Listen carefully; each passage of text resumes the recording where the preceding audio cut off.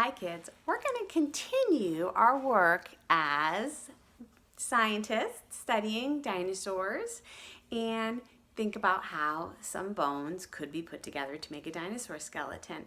So I'm going to read you the rest of our book, Digging Up Dinosaurs, and then you get to play with some pretend dinosaur bones and think about different ways they might go together to make a real dinosaur. So we left off right here. If there are enough bones, scientists are able to build a complete skeleton. A frame is made in the shape of the dinosaur to support the bones.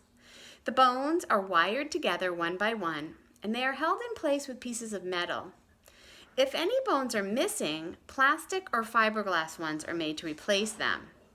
You can hardly tell the new bones from the old ones.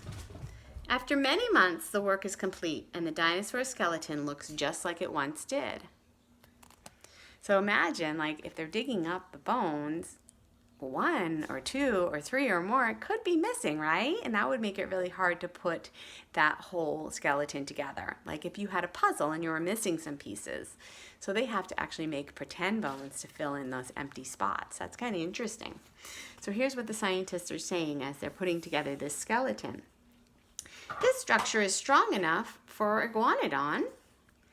If it better be, it has to hold up by itself when the chains are removed. Hold on a second. Actually, you can come with me and see what Willow's doing. Willow, you're making noise and it's interrupting us. She has this little thing called a treat puzzle, and it usually has treats in it, and she can try to get the treats out. Well, there's no treats in it, but she's still trying to get them out, so sorry about that. You be good, Willow. Let's keep going. The frame is made in the shape of a dinosaur to support the bones. Oh, I already read that. Sorry. We were over here. When we first found the first Iguanodon, they thought its thumbs belonged on its nose. Can you imagine? These early scientists had some job. So imagine that, because they don't know. They're like, are these thumbs or are they a horn? Until recently, only a few museums had dinosaurs, and then scientists learned how to make copies of the skeletons. The copy is hard to make. It takes a long time. The original skeleton has to be taken completely apart, bone by bone, and a mold is made for each bone. The new pieces are made of fiberglass. A fiberglass dinosaur is just as scary as the original, but much stronger and lighter.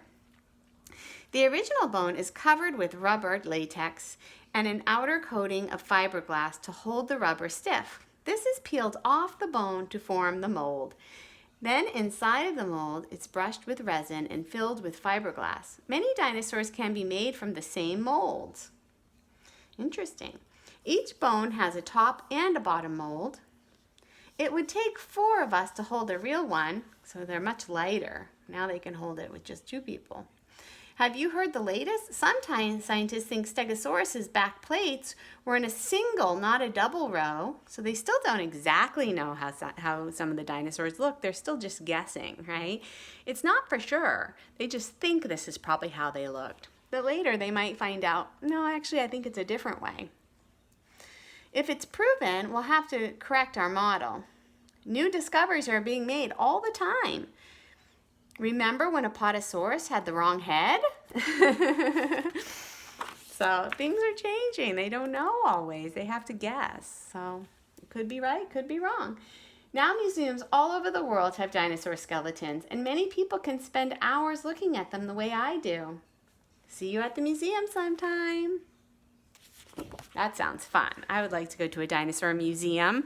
Okay. So here's what you have in your bag today so you can pretend to be a dinosaur specialist. In your bag, you have some bones that look like this. They're on a sheet and you have to punch them out. You have all different kind of shapes for the bones. You have a paper that you can use. And then you also have a sheet that looks like this. So these have different dinosaur skeletons that you can try to make with your dinosaur bones that you have. So pick one and see if you can make it. And then if you want, you can also glue it down onto your paper to save it. Or you can even make up your own idea of a dinosaur. So you might put on your head, right? And then see if you can add the back and the ribs and the arms and the tail, and see if you can recreate that whole dinosaur. See if you can make all of them. See if you can make up your own idea. It's kind of fun. And then, if you want, glue it on your paper so you can save it. Or don't glue it and keep playing with them as much as you want. Because dinosaur bones are kind of like a puzzle, and it's fun to do puzzles over and over again, right?